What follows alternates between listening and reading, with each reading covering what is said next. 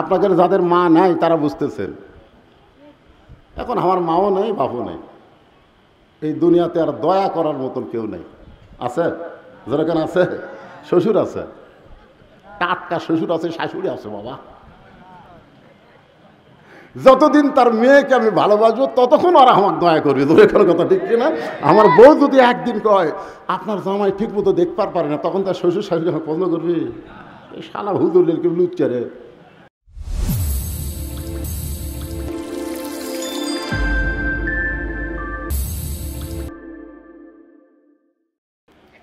আমরা আল্লাহর প্রশংসা করলাম, কারণ ভাগ্য গুণে আমরা কিন্তু আল্লাহ পেয়েছি। এটা কিন্তু ভাগ্য। জোরে বলেন কি? আমরা কিন্তু ভগবানের দলেও জন্ম নিবার পারতাম না? আমরা কিন্তু ঈশ্বর গডের দলেও জন্ম নিবার পারতাম, কিন্তু আল্লাহ ওই সকল জায়গায় আমাদেরকে না পাঠাইয়া ভাগ্যগুণে মুসলমানের ঘরে কবুল করার কারণে আমরা পেয়েছি কি? আরো জোরে বলেন। আমরা যে আল্লাহ পেয়েছি, আমাদের আল্লাহ কেমন? ভালো। আল্লাহু লা ইলাহা ইল্লা হুয়াল হাইয়ুল কাইয়ুম। এমন একজন আল্লাহ আমরা পেয়েছি যিনি সদা সজীব, চিরঞ্জীব এবং লা তাখুযুহু সিনাতাও ওয়ালা নাওম। তিনি কোনো কিছু গ্রহণ করেন না, তিনি সদা জাগ্রত। ঘুম তো দূরের কথা, তন্দ্রা পর্যন্ত নাই। ভাগ্যগুণে আমরা এমন একটা আল্লাহ পেয়েছি মুসলমানের ঘরে জন্ম নেওয়ার কারণে। এখন আপনাদের কাছে আমার প্রশ্ন হলো, মুসলমানের ঘরে জন্ম নিয়ে কি আপনারা বেজার হচ্ছেন? আমরা সকলেই জানি সমস্ত ধর্ম, যত ধর্ম দুনিয়াতে আছে, ধর্মের মালিককে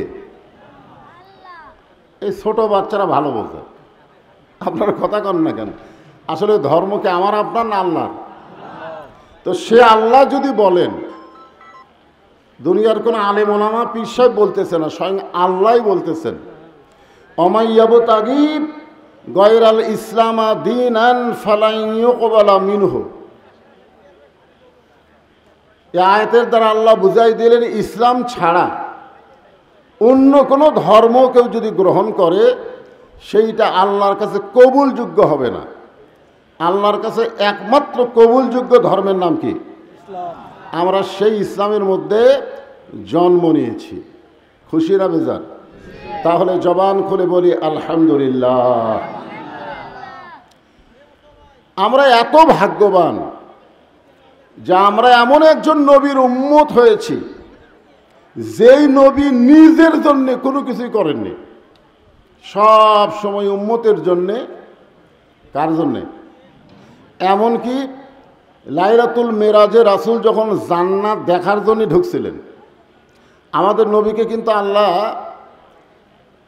জান্নাত দেখার তৌফিক দিয়েছিলেন। এটা আপনারা বিশ্বাস করেন? সে রাতের নাম কি? লাইলাতুল মেরাজ। আল্লাহ নবীর সঙ্গে একজন ফেরেশতা ছিল, নাম হলো জিবরাইল। নাম কি? উনি নবীকে জিজ্ঞাসা করলেন, ইয়া রাসূলুল্লাহ, আপনি যে জান্নাতে ঢুকেছেন, এই জান্নাত থেকে যদি বার না হন, আল্লাহ আপনাকে বার করে দিবে না। কারণ জান্নাতের শর্ত হলো, কেউ যদি একবার জান্নাতে ঢোকে আল্লাহ তাকে আর বের করে দিবে না। এটা আল্লাহ কোরআনে বলেছেন, সালামুন আলাইকুম তিবতুম ফাদখুলুহা খালিদিন। খালিদিন শব্দের অর্থ হলো চিরস্থায়ী। এখন হয়তো আপনারা অনেকে ভাবতেছেন, হুজুর আদম আলাইহিস সালামকে তো আল্লাহ জান্নাতে ঢুকাইছিল, কিন্তু আল্লাহ তো জান্নাত থেকে বের করে দিলেন। আপনারা বলেন তো, আদম আলাইহিস সালামকে আল্লাহ জান্নাতে ঢুকাইছিলেন ইবাদতের আগে না ইবাদতের পরে? আমার কথা বুঝতেছেন না? ইবাদতের পরে না আগে? আল্লাহ কোরআনে বলেছেন, ফাদখুলি ফি ইবাদি ওয়াদখুলি জান্নাতি। কেউ যখন আল্লাহর ইবাদত করনেওয়ালা হয়ে যায়, আল্লাহর বান্দা হয়ে যায়, ও তখনই যেন জান্নাতের মধ্যে প্রবেশ করে। জোরে করে সুবহানাল্লাহ। এখন আমরা আল্লাহর ইবাদত করি কি করি না? আমরা তো জান্নাতে প্রবেশ করতে পারিনি। আমরা জান্নাতে প্রবেশ করব কি জীবিত অবস্থায় না মরার পরে? জোরে কন, জীবিত অবস্থায় মরার পরে। তো মরার পরে যে আমরা জান্নাত পাবো এ ব্যাপারে কোনো সন্দেহ? এই বাচ্চা বললো না, আপনারা বলতে পারলেন না, সন্দেহ আছে? আছে? সবাই জবান খুলে বলেন, হক কথা তো আসতে বলা যাবে না রে পাগল। মুসলমানকে আল্লাহ জান্নাত দেবে না অন্য জাতের লোককে দিবে? আপনাদের কি ধারণা? জান্নাতে ঢুকতে গেলে আল্লাহর বান্দা হওয়া লাগবে। এখানে আল্লাহ ডাইরেক্ট বলে দিয়েছেন যে ফাদখুলি ফি ইবাদি ওয়াদখুলি জান্নাতি। তাহলে আল্লাহর বান্দা কোন ধর্মের মানুষ হতে পারে? ইসলাম ধর্ম। জোরে বলেন, কোন ধর্ম? তাহলে আমরা মরার পরে যে জান্নাত পাবো এ ব্যাপারে কি সন্দেহ হচ্ছে? আমি যদি বলি আমরা সবাই কি জবান খুলে বলবেন জান্নাতি, যাই বলবেন না আল্লাহ তার ভাগ্যে যেন জান্নাত না দেয়। দেখে এবার কি করেন, আমরা সকলে কি? হ্যাঁ, এবার মোটামুটি বোঝা গেল যে জান্নাত যাওয়ার জন্য মাশাআল্লাহ। একটু মনোযোগ দিয়ে শুনতে হবে যে আল্লাহ এই পৃথিবীতে বর্তমান একটা হিসাবে 700 কোটি মানুষ বেঁচে আছে। কয়শো কোটি? 700 কোটি মানুষ কিন্তু বেঁচে আছে, একটা হিসাব আর কি। তার মধ্যে 550 কোটি হলো বেঈমান আর 150 কোটি হলো মুসলমান। 550 কোটি কি আর 150 কোটি মুসলমান। এই 550 কোটির জন্যে জাহান্নাম হলো 7টা, আর এই 150 কোটির জন্য জান্নাত হলো 8টা। আপনার বলেন তো জাহান্নাম বেশি না জান্নাত বেশি? আর জাহান্নামী লোক বেশি না জান্নাতি লোক বেশি? জান্নাতের লোক বেশি। হিসাব দিলাম 150। সাহাবেরা জিজ্ঞাসা করলেন, রাসূলুল্লাহ জাহান্নাম কত বড় আর জান্নাত কত বড়? আল্লাহ রাসূল বললেন সবচাইতে ছোট জান্নাতের মধ্যে 7টা জাহান্নাম যদি ঢুকানো হয়, অনুবীক্ষণ যন্ত্র দিয়ে দেখতে হবে জাহান্নামগুলো গেল কোথায়।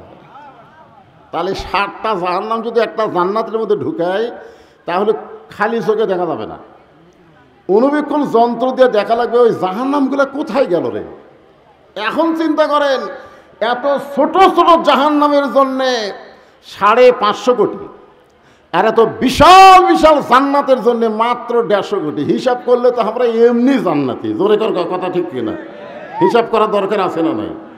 আর তারপরেও জান্নাত পাওয়ার আরেকটা লক্ষণ হলো আপনারা এই মুহূর্তে যে জায়গায় বসে আছেন, বিশ্বাস করেন এই জায়গাটা হলো জান্নাতের টুকরা।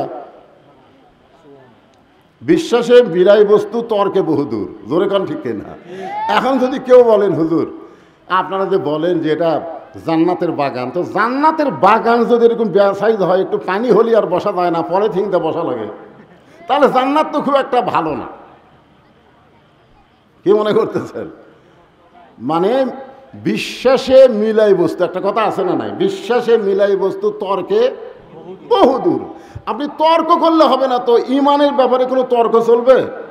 তাহলে এখন চিন্তা করেন, একটা হিসাব করে দেখলাম আমরা এমনি জান্নাতি।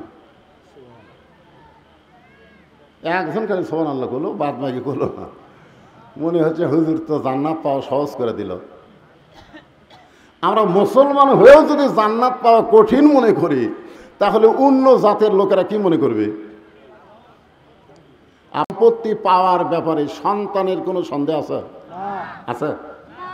যদি সন্তান গ্রামের মধ্যে বলে বেড়ায় বাবার সম্পত্তি পাই কি না পাই, পাই কি না পাই, তখন গ্রামের লোক বলবে তোর জন্মে ভেজাল আছে। জোরে কোন কথা ঠিক কিনা? তোর জন্মে ভেজাল না থাকলে বাবার সম্পত্তি পাওয়ার ব্যাপারে তো সন্দেহ হয় কেন? আজকে মুসলমান দাবি করার পরেও যদি বলে জান্নাত পাই কি না পাই, পাই কি না পাই, বুঝতে হবে তার ধর্মের মধ্যেও ভেজাল ঢুকছে। জোরে কোন কথা ঠিক কথা কর না কেন? আপনাদের মধ্যে কি ভেজাল আছে? তাহলে আমরা সবাই কি একের 60টা বলবেন জান্নাতে? যারা দাঁড়িয়ে আছেন আপনাদের ভাব কি? হ্যাঁ, কি ভিজা নাকি?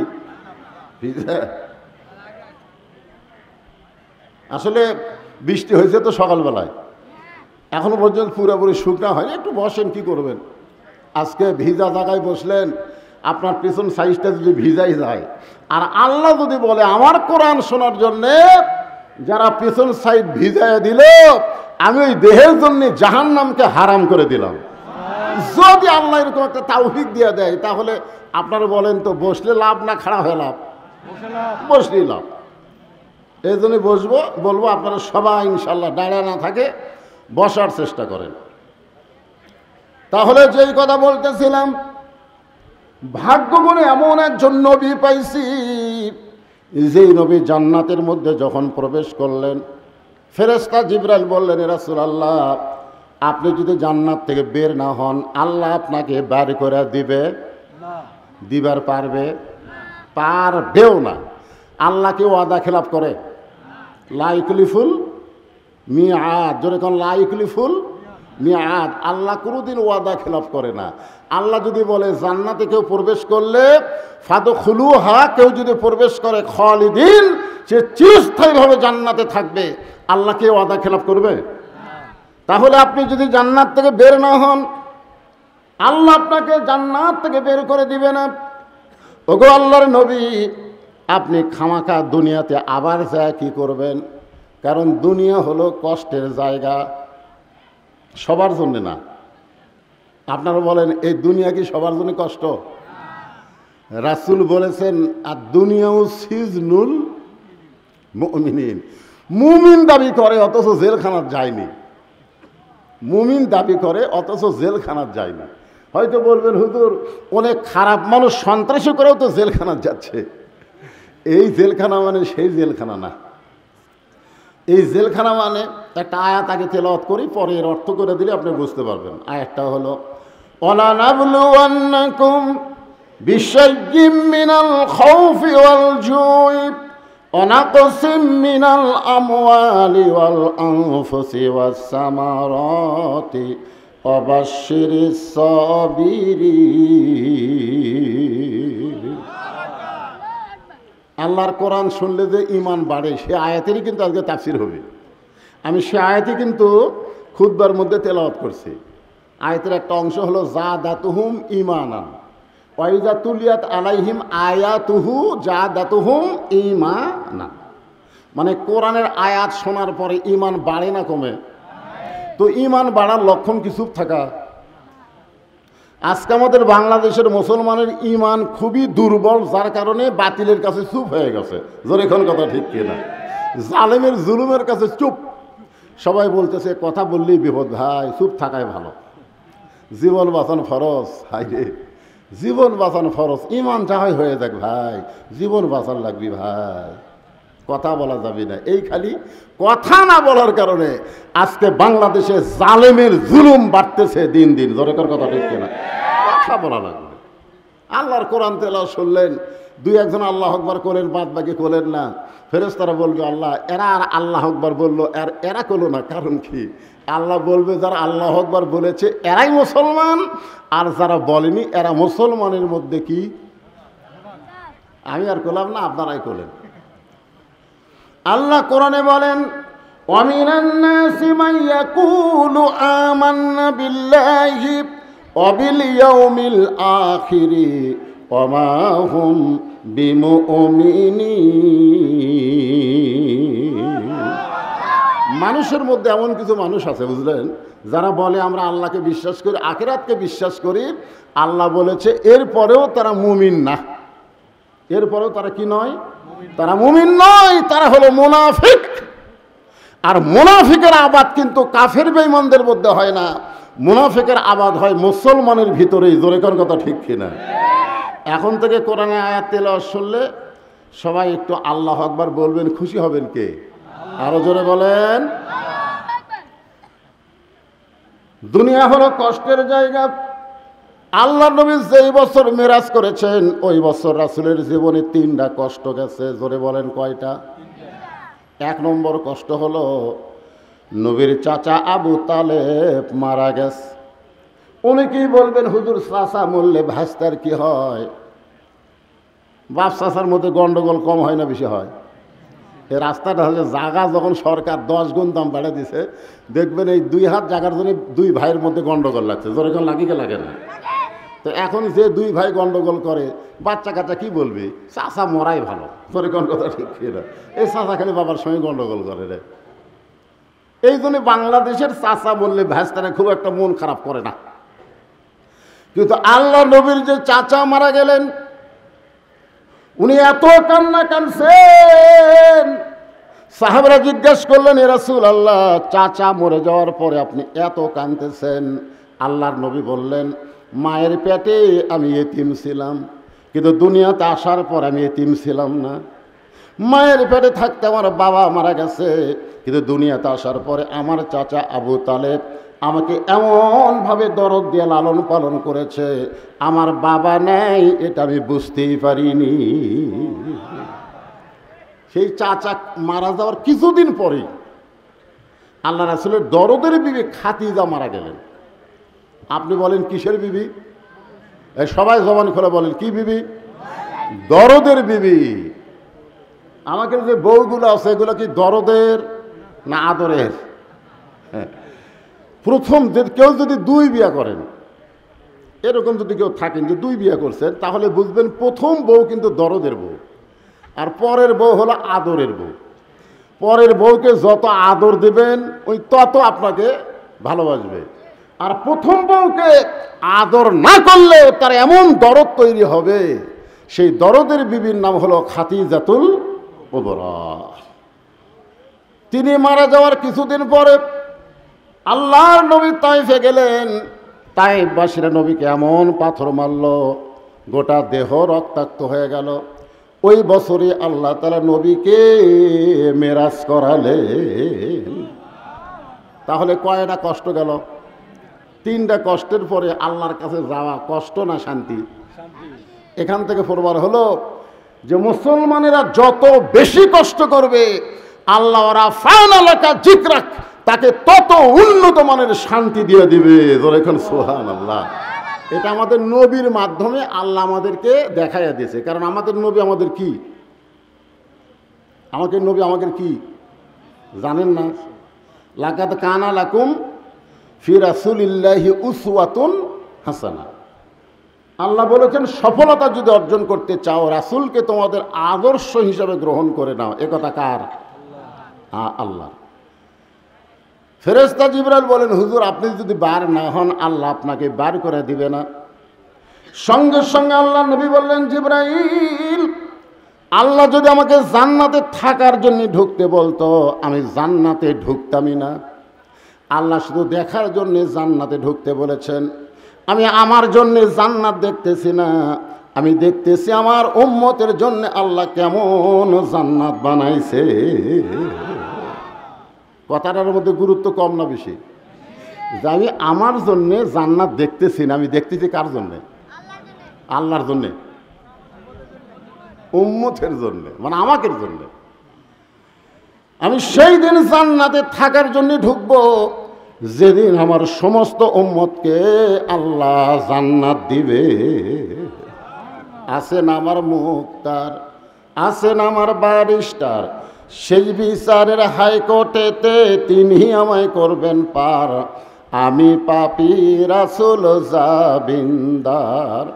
আল্লাহ যখন হাকিম হয়ে, সবাই মনোযোগ দিয়ে শুনবেন, আল্লাহ যখন হাকিম হয়ে আমাদেরকে আসামি বানায় বিচার শুরু করবেন, ওই সময় আমাদের নবী উকিল হবেন, ব্যারিস্টার হবেন। আল্লাহর কাছে আমাদের ব্যাপারে ওকালতি করে, ব্যারিস্টারি করে আমাদেরকে জান্নাতে পৌঁছায়া দিবে। তাহলে যে নবী আমাদের জন্য আল্লাহর কাছে ওকালতি করবেন, আমরা খুশি না বেজার? মান জাল্লাযী ইয়াশফা ইনদাহু ইল্লা বিইজনিহি। ভাগ্য গুণে আল্লাহ আমাদেরকে সেই নবীর উম্মত হিসেবে কবুল করেছেন। খুশি না বেজার? তাহলে আমার সঙ্গে সবাই একটু বলবেন, নবী না হয়ে দুনিয়ার, না হয়ে ফেরেশতা আল্লাহর, হয়েছি উম্মত আপনার, তার তরে শুকুর। এই জায়গায় যে আমি বলি না, এটা আপনাকে মুখতে শোনার জন্যে। আপনারা করেন হাজারবার। এখন বলেন তো হাজারের খাওয়া আছে, এই গজল যখন লেখছে তখন হাজারের খুবই দাম আসলো। সেই সময়কার মানুষ হাজারের উপরে হয়তো হিসাবই জানতো না, এই জন্য হাজার বার কইছে। বর্তমানে হাজারের কোনো খাওয়া আছে? তাহলে আপনারা হাজার বার করলেন, হাজারের উপরে কোনো হিসাব আপনারা জানেন না? কথা কয় না কেন? পিছন থেকে একজনকার লাখও বার, আবার লাখের উপর জানে না। হ্যাঁ, কোটির উপর আর তর নাই, কোটি কোটি বলা যাবে, কিন্তু কোটির উপর আবার কি আছে? এখন মিলিয়ন বিলিয়ন টিলিয়ন এগুলো আমরা বাংলার মানুষ বুঝি না ভাই, আমরা কোটি বুঝি। তোর কোন কথা ঠিক কিনা? তারতরে শুকুর কোটিবার। এমন একজন নবীর উম্মত হওয়াতে আমরা খুশি না বেজার? তাহলে জবান খুলে আর একবার বলি আলহামদুলিল্লাহ। এখন আসেন, যে কোরআন থেকে আপনারা তাফসির শুনবেন, যে কোরআন থেকে আপনারা তাফসির শুনবেন, আপনারা বলেন তো এই কোরআনের মধ্যে কোনো সন্দেহ আছে? নির্ভেজাল একটা কিতাব, আল্লাহ আমাদেরকে হেদায়েত স্বরূপ দান করেছে। না, রিপ্লে নাই। এটা কি আল্লাহ আমাকে দেয়নি না অন্য কেউ দিছে? আল্লাহ আমাকে কেমন একটা কিতাব দিলেন, যেই কিতাবের শুরুতে আল্লাহ বললেন জালিকাল কিতাবু লা রাইবা ফীহি হুদাল্লিল।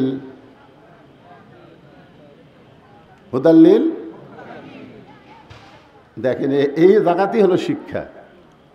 কারণ কোরআন শরীফের আলোচনা শোনা আর কোরআনকে মানা দুইটাকে এক।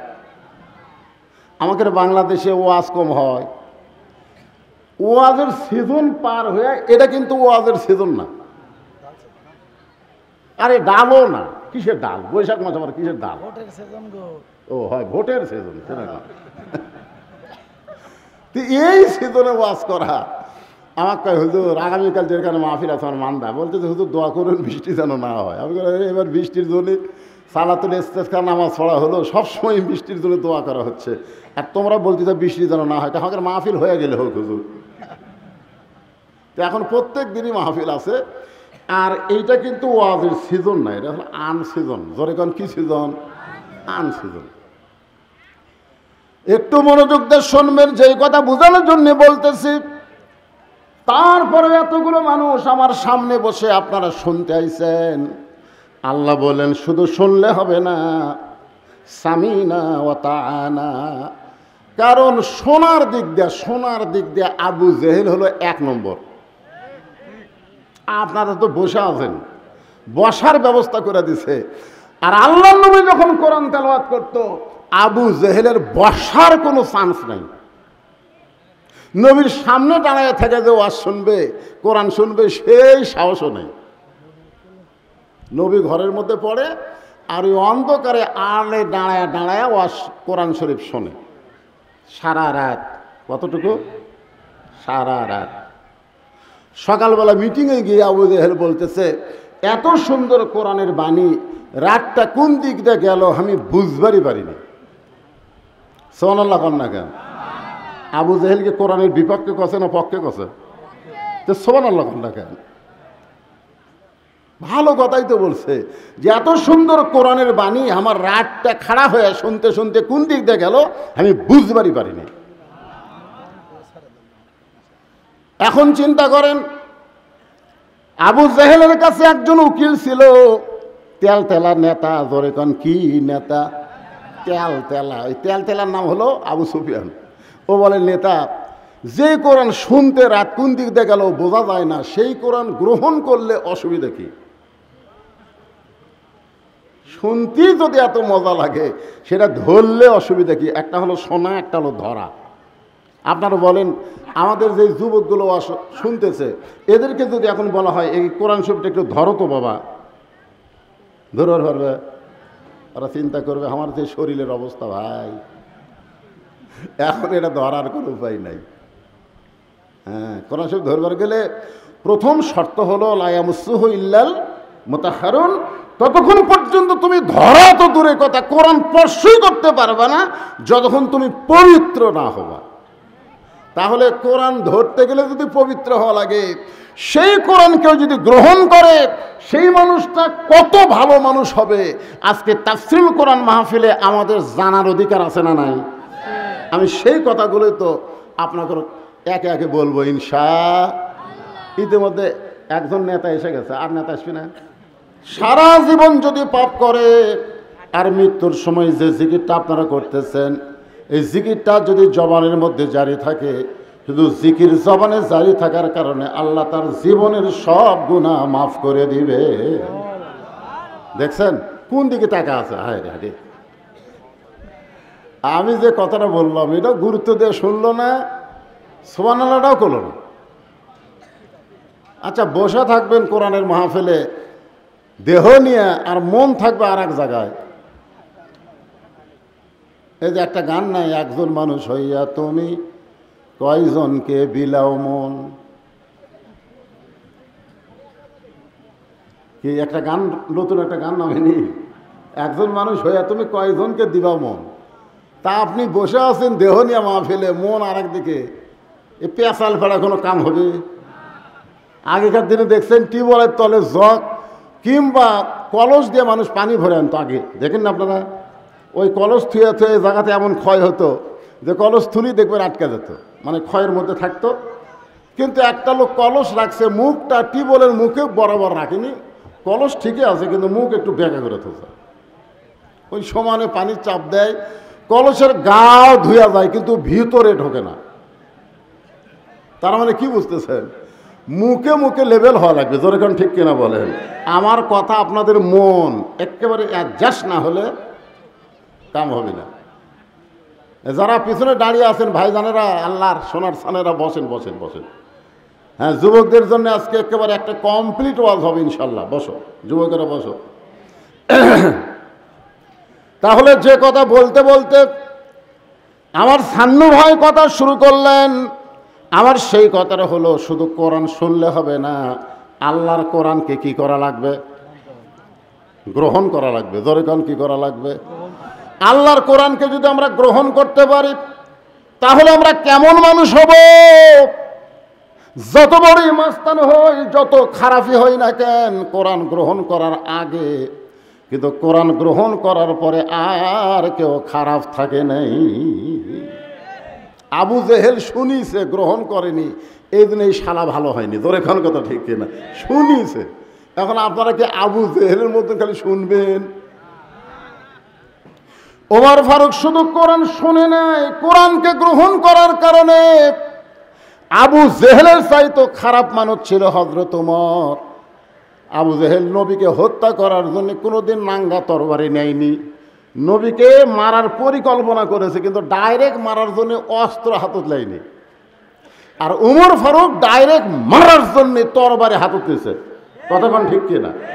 তাহলে আবু জেহেল চোরের মতন কোরআন শুনে আর পরিবর্তন হলো না, আর উমর ফারুক নবীকে মারতে গিয়া আল্লাহর কোরআন শুধু শোনে নাই, কোরআনকে গ্রহণ করার কারণে এমন পরিবর্তন হয়ে গেল, সবচাইতে খারাপ মানুষটা সবচাইতে ভালো হয়ে গেল। জোরে করে কথা কন না কেন? যে কোরআন থেকে আপনার তাফসির শুনবেন, এ কোরআনের 23টা আয়াত। কয়টা আয়াত?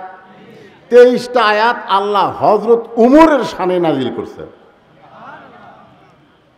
হযরত ওমর একসময় অর্ধ পৃথিবীর খলিফা হয়ে গেলেন। এই যে আপনাদের উপজেলার খলিফা, আবার সামনে নির্বাচন, আবার খলিফা হবার চাই। খলিফা মানে আপনারা আরবিতে বুঝতেছেন না, চেয়ারম্যান। সান্নু ভাই ঠিক কিনা বলেন? আবার চেয়ারম্যান হওয়ার জন্যে আবার আমাদের বাংলাদেশে 5 বছর পর পর ভোট হয়। জোরে কোন কি হয়? এখন আপনারা দিবার পারেন কি না পারেন সেটা আপনাদের ব্যাপার, হয়তো হয় কি না হয়। ওগুলো কোনো আলোচনা আমি করবো না, এগুলো আলোচনা করলে সাধারণপুর আবার নিষিদ্ধ হয়ে যাবো, দরকার নেই। খালি তেল তেল আওয়াজ করে দেবো আল্লাহর কোরআনের উপর। কি হয় এই শুনতে আপত্তি আছে? হ্যাঁ, আল্লাহর কোরআনের কথা শুনতে কোনো আপত্তি আছে? তাহলে যেই মানুষটা সবচাইতে খারাপ মানুষ ছিলেন, সেই মানুষটা সবচাইতে ভালো মানুষ হলেন কোরআন শুনে না কোরআন গ্রহণ করে। এখন আপনারা বলেন কোরআন শুনবেন না কোরআন গ্রহণ করবেন? আল্লাহ তাআলা এই কোরআনের কারণে হযরত ওমরকে বাংলাদেশের মতন 96টা দেশের চেয়ারম্যান বানায়া দিছে। বাংলাদেশের মতন কয়টা? একটা উপজেলা, সাধারণপুর উপজেলা। বাংলাদেশের মতন ৯৬টা দেশের চেয়ারম্যান আল্লাহ হযরত উমরকে বানাই দিলেন শুধুমাত্র কোরআনকে গ্রহণ করার কারণে। জোরে কারণ সুবহানাল্লাহ। এখন বাংলাদেশের মতন ৯৬টা দেশের চেয়ারম্যান হয়ে হযরত উমরের অহংকার কেমন, ফুটানি কেমন, মাস্তানি কেমন। আপনাকে ইউনিয়নের চেয়ারম্যানেরই যে মাস্তানি, জোরে কোন কথা ঠিক কিনা।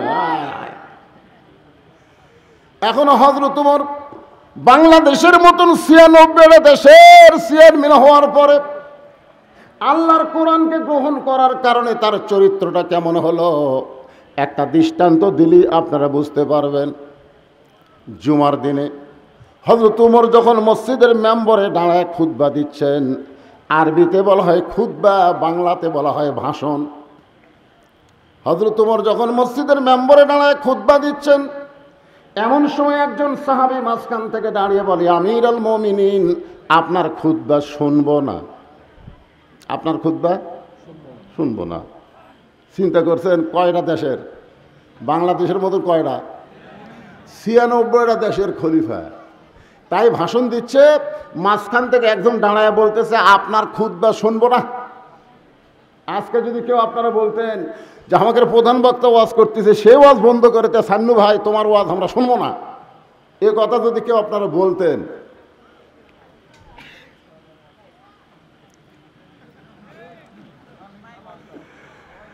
হযরত উমরকে বলতেছে আপনার বক্তব্য খুতবা আমরা শুনবো না। সঙ্গে সঙ্গে হযরত উমর খুতবা বন্ধ করে দিয়ে বললেন, ভাইজান আমার অপরাধ কি, কোন অপরাধে আমার খুতবা শুনবেন না? সাহাবী বলতেছে আমাদেরকে খাটো পাঞ্জাবি দিয়া আপনি লম্বা জুব্বা পরে খুতবা দিচ্ছেন, আমাদেরকে খাটো পাঞ্জাবি দিবেন আর আপনি লম্বা জুব্বা পরে খুতবা দিবেন। আপনি লম্বা জুব্বা কোথায় পাইলেন এটা না বলা পর্যন্ত আপনার খুতবা শুনব। আগে ছিল আপনার মাটির বাড়ি কিংবা এই টিনশেড ইটের বাড়ি, আপনি নেতা হওয়ার পরে আপনার ৩তলা বিল্ডিং কেমনে হলো এটা না বলা পর্যন্ত আপনাকে আমরা ভোট দিব বুঝছেন না। দরকার কি? ওমর ফারুক চোখের পানি নিয়ে দাঁড়িয়ে আছেন, কোনো কথাই বলতে পারতেছেন না যে আমাদেরকে খাটো পাঞ্জাবি দিয়া আপনি লম্বা জুব্বা পরে খুতবা দিচ্ছেন, এই জুব্বা কোথায় পাইলেন, কেমনে লম্বা হলো, না বলা পর্যন্ত আপনার ওয়াজ শুনবো না। এমন সময় আব্দুল্লাহ ইবনে উমর ফারুকের ছেলে ৬ লক্ষ হাদিসের হাফেজ এবং ৩০ পারা কোরআনের হাফেজ। নেতার বেটা কি, হ্যাঁ নেতার বেটা হলো ৬ লক্ষ হাদিসের হাফেজ, ৩০ পারা কোরআনের হাফেজ। আজকে বাংলাদেশের নেতাকে বেটারা কি কোরআনের হাফেজ, হাদিসের হাফেজ? হায় হায়, আজকে নেতার বেটারা কোরআনের হাফেজ হাদিসের হাফেজ না হওয়ার কারণে আমাদের মতন সাধারণ গরিব মানুষের ছেলেরা যখন আলেম হয়ে বক্তব্য দিবার যায় তখন অনেক নেতারাই টুটি চাপা ধরবার চায়। জোরে কোন কথা ঠিক না? কারণ আমাদের বাচ্চা ছাড়া তো নেতা নয়, আমরা গরিবের সন্তান, ফেতরা খেয়া মুরবি হসি। আর আমাদের নেতাগুলা সব বেটা ব্যারিস্টার হচ্ছে, ডাক্তার হচ্ছে, ইঞ্জিনিয়ার হচ্ছে। আপনি বলেন তো ডাক্তার, ইঞ্জিনিয়ার, ব্যারিস্টার খারাপ না? খারাপ না, কিন্তু আপনি বলেন তো দেহের অঙ্গ প্রত্যঙ্গ যাই থাক না কেন সেই অঙ্গ প্রত্যঙ্গের দাম বেশি না রুহুর দাম বেশি? আপনি বলেন তো আপনার হাত আছে, পা আছে, চোখ আছে, সবই আছে, কিন্তু রুহু নেই, আছে দাম আছে? তার মানে কি হলো, বাংলা, ইংরেজি, অঙ্ক, বিজ্ঞান এগুলো সব দেহের অঙ্গ প্রত্যঙ্গ, আর কোরআন হলো রুহু। জোরে কোন কথা ঠিক না? যার ভিতরে কোরআনের শিক্ষা নেই ও উজার ঘর। আজকে কোরআনের শিক্ষা না থাকার কারণে আমাদের মাস্তানি, আমাদের গুন্ডামি, আমাদের অহংকার বৃদ্ধি পাচ্ছে। জোরে কোন কথা ঠিক না? ৬ লক্ষ হাদিসের হাফেজ, ৩০ পারা কোরআনের হাফেজ আব্দুল্লাহ ইবনে উমর বাবার পাশে দাঁড়ায় বলতেছে, রে নবীর সাহাবীরা, তোমরা খাটো পাঞ্জাবি হলেও তো নতুন কাপড় পরে নামাজ পড়বার আইছো, কিন্তু আমার পরনে দেখো নতুন কোনো কাপড় নাই। ওসমান গনি বলতেছে, আব্দুল্লাহ, আজকে জুমার দিনে সবাই নতুন কাপড় পরেছে আর তুমি পুরাতন কাপড় পরলা কেন? আব্দুল্লাহ বলতেছে, আমি যদি নতুন কাপড় পরতাম তাহলে আমার বাবার জুব্বা লম্বা হতো না। আমি যদি নতুন কাপড় পরে আসতাম তাহলে আমার বাবার জুব্বা লম্বা হতো না। রে নবীর সাহাবীরা, তোমরা সবাই রাতের বেলা ঘুম পাড়ো, তোমরা সবাই রাতের বেলা ঘুম পাড়ো, কিন্তু আমার বাবাকে তোমরা এমন একটা দায়িত্ব দিছ, আমার বাবা রাতের বেলাও ঘুমাই না। যতদিন হযরত ওমর খলিফা হন নাই ততদিন রাত্রে লাখ টাকা ঘুম পাড়ছে, কিন্তু যেদিন থেকে খলিফার দায়িত্ব পাইছেন সেদিন থেকে আর ঘুম আছে। আব্দুল্লাহ বলে, একদিন গভীর রাত্রে ঘুম থেকে চেতন পায় দেখি আমার মা দরজার কাছে দাঁড়িয়ে আছে।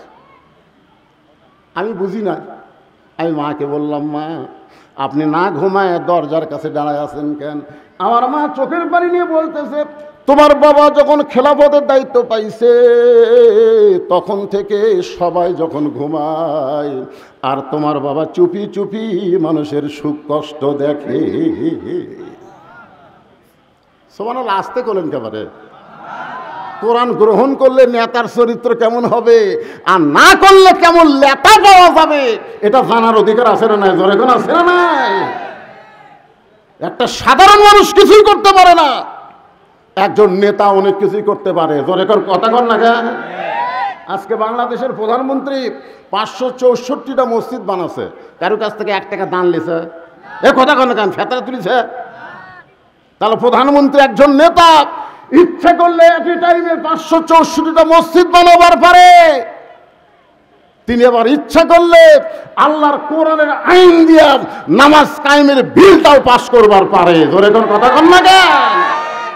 খালি মসজিদ বানায় রাস্তার কাছে থুইয়া দিছে, তোরা চায়ে থাকে দেখ। মসজিদ দেখার জন্য আজকে আমার সঙ্গে ভাস্তা মৌলানা আব্দুল সালাম যুক্ত হয়ে যাইছে, মসজিদের মধ্যে বারবার বলতেছে এত সুন্দর মসজিদ বাড়ি দেখার মতন। মসজিদ দেখার জন্য কথা কন না কেন? তো বর্তমান প্রধানমন্ত্রী মসজিদ বানাবার পরে নামাজ কায়েমের বিল পাস করবার পারে না? এরকম পারে কি পারে না? করে না কেন? আজকে যদি নামাজ কায়েমের বিল পাস হতো বাংলাদেশে, তাহলে আমাদের যুবকের হাতে 5G 6G মোবাইল থাকলে কোনো টেনশন করা লাগতো না, কারণ তারা অশ্লীল ভিডিও দেখবার গেলে নামাজ পড়ার কারণে তার ঈমান বলে দিত, তোর কেউ না দেখলো তোকে আল্লাহ দেখতেছে। তোর কথা ঠিক না? কারণ আল্লাহ কোরআনে বলেছেন, ইন্নাস সালাতা তানহা আনিল ফাহশাই ওয়াল মুনকার, একমাত্র নামাজই পারে মানুষকে যাবতীয় খারাপি থেকে বাঁচাইয়া দিতে। খালি বুড়াগুলো সব নামাজ পড়ে, জোয়ানগুলো পড়ে না। জোয়ানগুলো পড়ে খালি জুম্মার দিন সবার শেষে আগে যায়। জোরে কোন ঠিক কি না? আসার সময় পুরানা স্যান্ডেল, যাওয়ার সময় নতুন স্যান্ডেল। ধরা পড়লে কয় বদল হচ্ছে ভাই। আল্লাহ কয়, জুয়ান রে, যেই বয়সে তোমাকে 5 ওয়াক্ত নামাজ জামাতে পড়া লাগবে সেই বয়সে তুমি ফাঁকি মারতিছ, আর যখন তোমার চামড়া ঢিল হবে তুমি রুকু সাজদা ঠিক মতো করবার পারবা না, ওই সময় সিয়াল্লে মসজিদে বসে থাকা নামাজ পড়বা, তোমার নামাজ আল্লাহ লাগবে না। তোরে কথা কন না কেন? যখন হবে চামড়া ঢিল তখন মারছে মিল, এখন যখন চামড়া টাইট তখন খালি কোনো মতে খালি 2 ঢিপ মারি তো। হাসরের ময়দান আল্লাহ কি বলবে? আল্লাহ বলবে, তোমার শৈশবকালের কোনো হিসাব দেওয়া লাগবে না, তোমার বুড়াকালের কোনো হিসাব দেওয়া লাগবে না, খালি যৌবনকালের হিসাব দিয়া জান্নাত যাও। এই যুবক, এই যৌবনকালে কয় ওয়াক্ত পড়িচ্ছা? একটু মনোযোগ দিয়ে শুনবেন। আব্দুল্লাহ বলতেছে, আমি আমার মাকে বললাম, মা, আমার বাবা তাহলে কোথায় গেছে? বলে রাতের অন্ধকারে প্রতিদিন বের হয়ে যায়। বলে আপনি দরজায় দাঁড়িয়ে আছেন কেন? মা বলতেছে, আমি দরজায় দাঁড়িয়ে থেকে আল্লাহর কাছে দোয়া করি, আল্লাহ যেন তোমার বাবাকে আবার সুস্বাস্থ্যভাবে ফিরায় নিয়ে আসে। সুবহানাল্লাহ। খালি নেতার কষ্ট নয়, নেতার বইয়েরও কষ্ট। নেতা ঘুরতেছে আর বউ নাক দেখে ঘুম পাড়তেছে। আমরা বক্তার আওয়াজ করি আর আমার বউ ডাক না দিলে উঠতে পারে না, আগেই মোবাইল করি, 2-3 বার কল বাজাও ধরে না। তবে আল্লাহর কি শান, 25শে ডিসেম্বর আমার মা মারা গেছে। 23 সালে 25 ডিসেম্বর মা মারা গেছে। আমি যতদিন ওয়াজ করে মা যে ঘরত ঘুমাই ওই ঘরে জানলা দিয়ে গেছি, খালি আমার জুতার শব্দেই মা বলে বাবা আমি চেতন আছি। কিন্তু সেই দরদের মা বিদায় নিছে। আপনাদের যাদের মা নাই তারা বুঝতেছেন। এখন আমার মাও নেই, বাপও নেই, এই দুনিয়াতে আর দয়া করার মতন কেউ নেই। আছে যেরকম আছে শ্বশুর আছে, টাটকা শ্বশুর আছে, শাশুড়ি আছে। বাবা যতদিন তার মেয়েকে আমি ভালোবাসবো ততক্ষণ আর আমার দয়া করবি। যেরকম কথা ঠিক কিনা? আমার বউ যদি একদিন কয় আপনার জামাই ঠিক মতো দেখবার পারে না, তখন তার শ্বশুর শাশুড়ি আমার পছন্দ করবি? এই শালা হুজুর কেউ লুচ্চে রে।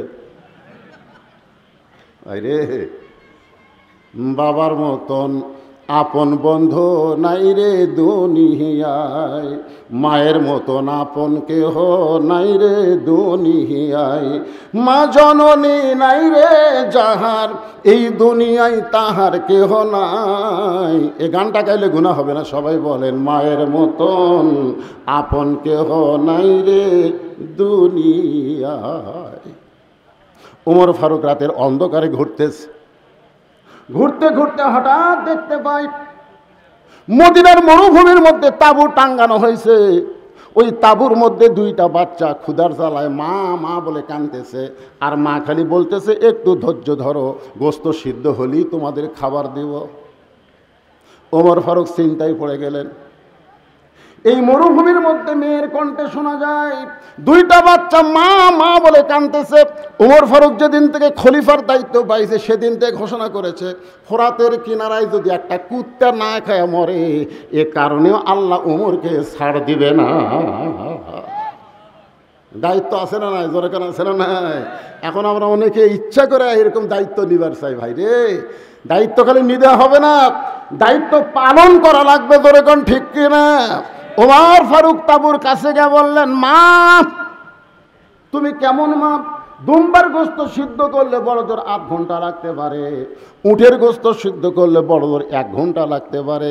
এত গভীর রাত হয়ে গেছে, এখন পর্যন্ত তোমার গোস্ত সিদ্ধ হয় না, তোমার বাচ্চারা ক্ষুধার জ্বালায় কান্দে, তুমি কেন বাচ্চাদের খাবার দাও না? মেয়েটা বলে পথিক আমার বাড়ি হলো ইয়ামিন দেশে। ওমর ফারুককে বলে পথিক এই গভীর রাত্রে যখন তুমি এমন কথা বলতেছো তাহলে শোনো, আমার বাড়ি হলো ইয়ামিন দেশে, আমি মদিনায় আইছি খলিফা ওমরের কাছে। বিকেলবেলা আমার এতিম সন্তানকে ওমরের কাছে যাব, কিন্তু এত মানুষের ভিড় আমি ওমরের কাছে যাবার পারি নাই। রাতের বেলা একটা তাঁবু টাঙ্গায়া আজকে রাতটা কোনো মতে পাড়ি দিয়ে সকালবেলা ওমরের দরবারে যাওয়ার চাই, কিন্তু আমার দুইটা সন্তান ক্ষুধার জ্বালায় এখানে মা মা বলে কান্দে। আমি ওদের সান্ত্বনা দেওয়ার জন্য পাতিলের মধ্যে পানি আর পাথর দিয়া নিচে আগুন জ্বালায় বলতেছি বাবা গোস্ত সিদ্ধ হলেই তোমাদের খাবার দেব। আমি মনে করেছিলাম এই সান্ত্বনা কথা শুনে এক সময় আমার বাচ্চারা ঘুমায়া যাবে, কিন্তু আমার বাচ্চাদের পেটে এত ক্ষুধারে পথিক, আমার বাচ্চারা খালি কাঁদতেছে। আমার পাতিলে কোনো গোস্ত নাই, পাথর কি কোনোদিন সিদ্ধ করা যায়? সঙ্গে সঙ্গে ওমর ফারুক বললেন মা তুমি একটু ধৈর্য ধরো মা। এক দৌড়ে বাইতুল মালের দরজায় গিয়ে বললেন আসলাম 1 বস্তা খাদ্য আমার মাথায় উঠে দে। আসলাম বলতেছে আমিরুল মুমিনিন, আপনি হলেন খলিফা, আমি হলাম চাকর, বস্তা নিয়ে কোথায় যাওয়া লাগবে আমারে বলেন। ওমর ফারুক বলে আসলাম দে, একজন পাপের বোঝা আর একজন কেউ মাথায় নেবে না, যে তাড়াতাড়ি মাথায় উঠে দে। সাল্লাল্লাহু আলাইহি ওয়া আলিহি আল্লাহুম্মা আমিন। জান্নাতের বাগান থেকে জান্নাতি মানুষদেরকে নিয়ে আমি গুনাহগার তোমার রহমতের দরজায় দুখানা হাত তুলেছি আল্লাহ। হাসরের ময়দানে জাব্বার আর কাহার নামে রূপ নিয়া তুমি যখন বিচার শুরু করবে, তোমার সামনে দাঁড়ায়া সমস্ত নবীরা নাফসি নাফসি বলে কাঁদতে থাকবে। এমন কঠিন অবস্থা হাসরে হবে, সেদিন সমস্ত নবী তার উম্মতকে ভুলে যাবে, শুধু বলবে আল্লাহ আমার কি হবে, আমার কি হবে, একমাত্র দরদি নবী শাফাতের কান্ডারি। ইয়া রাব্বি হাবলি উম্মতি বলে সেজদায় পড়ে যাবে। সেই কঠিন মুসিবতের সময় আজকের এই মাহফিলকে ওসিলা করে আমাদের সবাইকে রাসূলের উম্মতের কাতারে আল্লাহ কবুল করে নিও। সুবহান রাব্বিকা রব্বিল ইজ্জাতি আম্মা ইয়াসিফুন ওয়া সালামুন আলাল মুরসালিন আলহামদুলিল্লাহি রাব্বিল আলামিন। লা ইলাহা ইল্লাল্লাহ।